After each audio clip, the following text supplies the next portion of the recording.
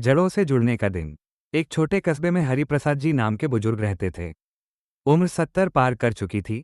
बाल सफेद, चाल धीमी, पर मन बिल्कुल निर्मल। हर शुक्रवार को वे पास के मंदिर जाकर घंटों बैठते। लोगों से कम बोलते, पर जो भी बात करते सीधे दिल में उतर जाती। उसी मोहल्ले में एक युवा रहता था, अमन। पढ़ा लिखा था, पर चिड़चिड़ापन उसकी आदत बन चुका था। बात बात पर गुस्सा, जल्दबाजी और मेरे पास समय नहीं, यही उसके हर वाक्य में झलकता। घर वाले भी परेशान रहते। एक शुक्रवार की सुबह अमन तेजी से कहीं जा रहा था कि रास्ते में धीरे धीरे चलते हरिप्रसाद जी से टकरा गया।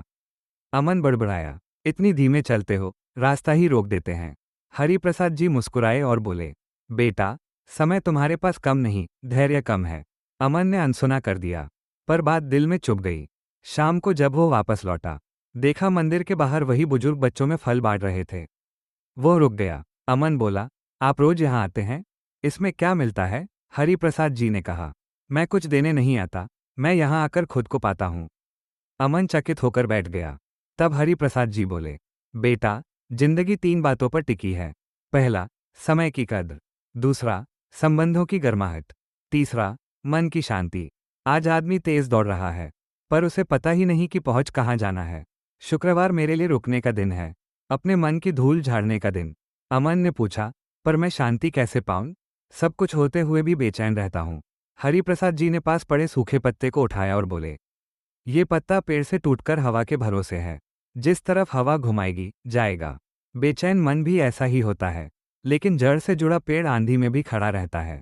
जब इंसान अपनी जड़ों, अपने बुजुर्गों, अपने मूल्यों, ईमान और धैर्य से जुड़ा रहता है, तो जीवन की आंधियां उसे गिरा नहीं पाती। अमन शांत हो गया। पहली बार किसी ने उससे लड़कर नहीं, समझाकर बात की थी। उसने धीरे से पूछा, और यदि गलतियां हो चुकी हो तो? बुजुर्ग मुस्कुराए, गलतियां शुक्रवार की तरह हैं बेटा, हफ्ते का हिसाब बांध देती हैं, पर नए सप्ताह का रास्ता भी खोलती हैं। बस सीख लो और नए सवेरे की तरह फिर से उठ खड़े हो। उस दिन के बाद अमन हर शुक्रवार वही बैठने लगा। गुस्सा कम होने लगा, बातों में मिठास आने लगी, और उसे समझ आ गया, जीत तेज दौड़ में नहीं, सही दिशा में शांत चलने में है। कहानी से शिक्षा। जीवन में दौड़ना जरूरी है, पर बिना दिशा के नहीं। बुजुर्गों के अनुभव, धैर्य और संबंधों का मान ही सच्ची संपत्ति है। शांति पाने के लिए रुकना, विचार करना और अपनी जड़ों से जुड़ना आवश्यक है। आपको ये कहानी कैसी लगी? ऐसी ही नई नई और प्रेरणादायक कहानियां सुनने के लिए हमारे पेज को जरूर फॉलो करें। धन्यवाद।